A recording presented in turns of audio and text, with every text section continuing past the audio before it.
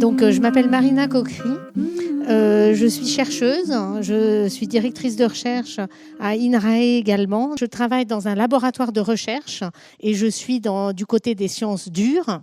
Donc je suis chimiste de l'environnement, je m'occupe des questions de pollution et je travaille dans un laboratoire qui s'appelle Riverly. Je dirige une petite équipe de recherche qui comprend une vingtaine de personnes et notre équipe s'appelle le laboratoire de chimie des milieux aquatiques.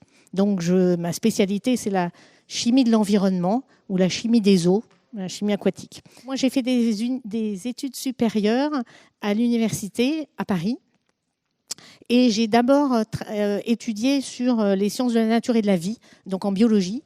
Et puis, je me suis assez vite spécialisée en environnement, avec une spécialisation dans le domaine de l'eau. Alors pourquoi j'ai choisi le domaine de l'eau ? Comme souvent, comme on a entendu dans une présentation précédente, il y a eu une rencontre. Un de mes professeurs à l'université s'appelait Gérard Sarrazin. C'est un chimiste des milieux aquatiques.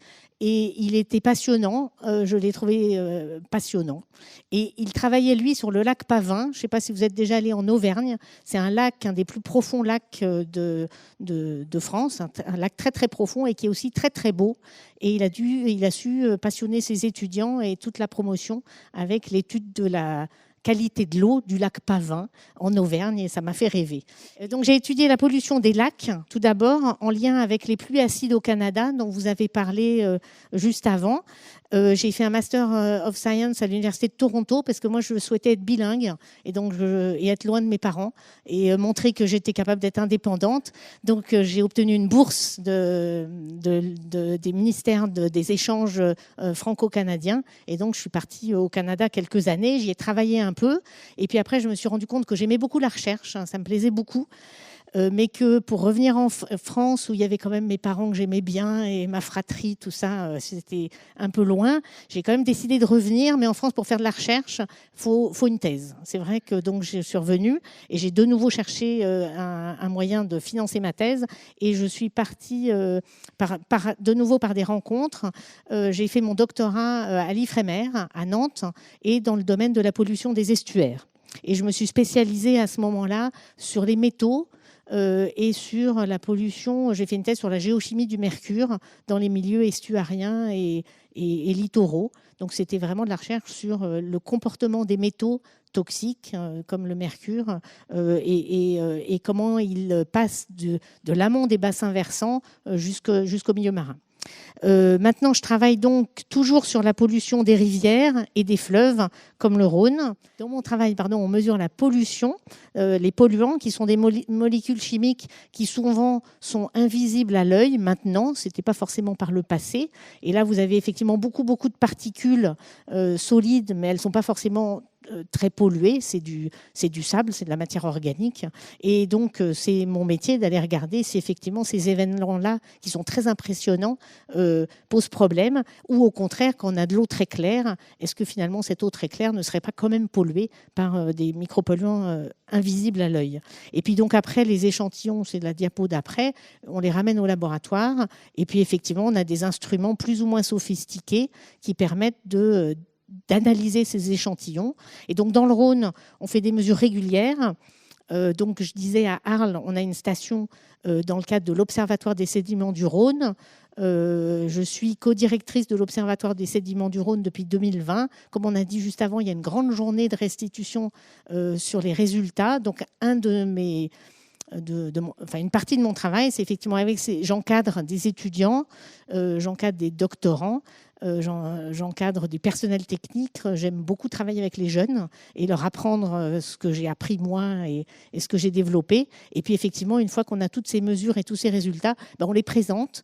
On les rédige dans des articles scientifiques, mais également on les présente dans ce genre de journée, comme il y aura le 22 novembre à Lyon, pour présenter notamment aux opérationnels, donc les personnels des agences de l'eau, des bureaux d'études, des scientifiques aussi. On leur présente nos résultats. C'est qu'effectivement, on a pu montrer avec cet observatoire de long terme sur le Rhône que la pollution a diminué depuis 20 ans. La pollution a nettement diminué et on a effectivement la chance d'avoir un Rhône, une rivière qui a un très fort débit, qui a un très fort pouvoir de dilution. avec l'eau des montagnes, dont on a parlé juste avant, notamment. Alors, ça peut changer, mais pour l'instant, on a effectivement des quantités de polluants qui arrivent à la rivière qui sont bien moindres qu'elles n'étaient par le passé. Pourquoi on les surveille? On a des réglementations européennes, françaises, qui nous obligent à surveiller les polluants pour préserver la ressource en eau, notamment potable, pour préserver la vie des poissons dont on a parlé juste avant. Et je crois que j'en ai fini là. Et si vous voulez en savoir plus, vous viendrez me voir après. Merci. Est-ce que vous pouvez me dire ce que vous connaissez comme source de pollution, que vous reconnaissez là-dessus, avec les polluants associés? L'électricité. Une usine, tu veux dire? Non, il y a des ampoules, il y a une ampoule en haut à droite. Ah, eh oui, tout à fait, les piles et les ampoules, tout à fait. Est-ce que vous savez ce qu'il y avait dans les ampoules avant comme métal toxique? Dans le temps, hein. Maintenant, c'est interdit. Pardon? Il y avait du mercure. Il y avait du mercure qui est là, mais qu'effectivement, on retrouve dans pratiquement rien maintenant. Parce qu'il est interdit. Il y en avait dans les amalgames dentaires, il y en avait dans les vieilles ampoules, et il y en avait dans les thermomètres. Donc ça fait partie des polluants à cycle, comment on dit, cycle atmosphérique, quoi. Le plomb aussi. Et pareil, on va le retrouver parce qu'il a un cycle atmosphérique. On le retrouve il y en a beaucoup qui a été produit par le passé, et les métaux, ça se dégrade pas. C'est pas comme les molécules organiques. On va les regarder. En fait, ça utilise des phénomènes naturels. C'est que on met des bactéries.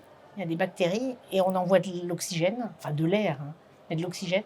Et les bactéries, elles boulottent, elles mangent la matière organique, elles se développent. Et puis après, effectivement, on envoie un peu des produits chimiques pour faire que tout ce qui reste, ça tombe au fond et ça fait de la boue.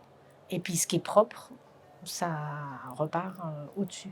Donc c'est vraiment quelque chose d'assez naturel, les stations d'épuration. On voit des stations d'épuration comme ça. Vous en avez déjà vu, des stations d'épuration comme ça? Près des villes ou des grands bassins comme ça. Ça ressemble à les filtres plantés de roseaux, c'est souvent dans les campagnes. L'intérêt, c'est qu'il faut du terrain. Donc ça ne va pas être en pleine ville. Hein. Mais après, ça marche tout seul. Donc ça ne coûte pas très cher, quoi. Et donc, ça ressemble, imaginons une piscine de 25 mètres avec des roseaux dessus. Et des grands bassins comme ça. Puis souvent, il y en a deux. Et donc, on envoie l'eau usée dessus. Et puis, il y a les roseaux qui sont là et qui, vous rappelez, les micro-organismes, ils ont besoin d'oxygène. Donc, les roseaux, en fait, ils pénètrent dans le sol et ça permet de faire pénétrer l'oxygène aussi. Et donc, l'eau est là. Les matières qui sont dedans, elles décantent, et puis ça fait marcher la biologie. Et donc ça, c'est les filtres plantés de roseaux. Et ça marche très bien. Ça marche vraiment très bien aussi. C'est fini? C'est bon? Je vous remercie beaucoup. Entre Vesper, de Pleire, Cannes et Béziers, Approcha